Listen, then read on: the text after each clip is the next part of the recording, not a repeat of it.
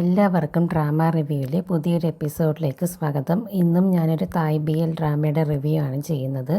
അവൻ കാറിൻ്റെ ഉള്ളിലേക്ക് ഇരിക്കുന്ന സമയത്ത് അവന് പെട്ടെന്നൊരു ഇമാജിനറി സീൻ പോലെ അവൻ്റെ ഉള്ളിലേക്ക് വരാണ്. അവൻ്റെ ഫ്രണ്ടിന് ഒരു ആക്സിഡൻറ്റ് സംഭവിക്കുന്നതായിട്ടാണ് അവന് വരുന്നത്.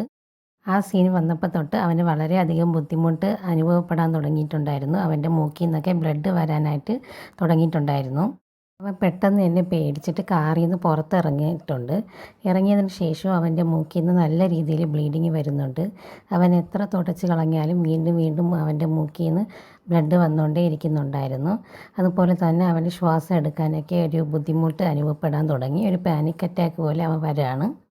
പെട്ടെന്ന് തന്നെ അവൻ ഒരാളെ വിളിച്ച് പറയുന്നുണ്ട്, എനിക്കിങ്ങനെ ഒരു ആക്സിഡൻറ്റ് സംഭവിച്ചിട്ടുണ്ടെന്നൊക്കെ വിളിച്ച് പറയുന്നുണ്ട്.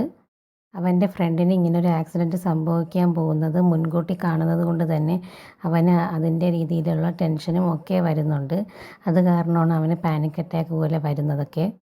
എപ്പോഴും നമുക്കിഷ്ടമുള്ള ഒരാൾക്ക് എന്തെങ്കിലും അപകടം സംഭവിക്കുന്നു എന്നത് നമ്മൾ നേരത്തെ അറിഞ്ഞു കഴിഞ്ഞാൽ നമുക്കത് ഭയങ്കര ടെൻഷൻ ഉണ്ടാക്കും, നമുക്കൊരു സമാധാനം ഉണ്ടാവില്ല. പക്ഷേ അവൻ്റെ ഫ്രണ്ടിന് റിയലായിട്ട് ആക്സിഡൻറ്റ് സംഭവിച്ചിട്ടുണ്ടായിരുന്നു. കൈക്കൊരു പൊട്ടൽ മാത്രമേ സംഭവിച്ചിട്ടുണ്ടായിരുന്നുള്ളൂ. അടുത്തൊരു വീഡിയോ ആയിട്ട് വീണ്ടും വരുന്നതായിരിക്കും. Thank you.